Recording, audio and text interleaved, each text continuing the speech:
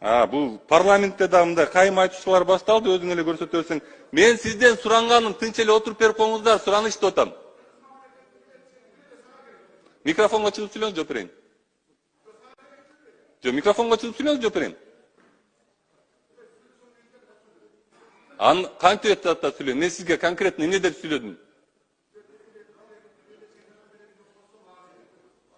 Эми кичине угуп берип койгула да, айланайын, бул парламент го.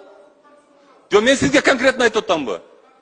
Конкретно Акылбек байке деп айттымбы? Акылбек мырза деп айттымбы? Общий айтып атсам, мына сүйлөшүп атышпайбы? Ошолорго айтып атам.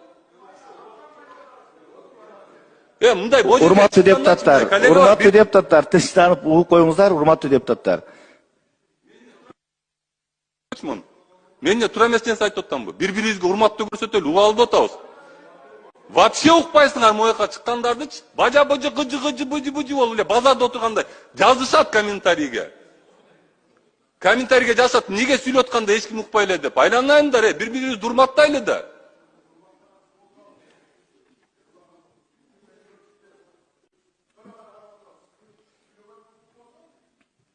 Ушул жерге өкмөт келсе-чи, үнүңөр чыкпай калат.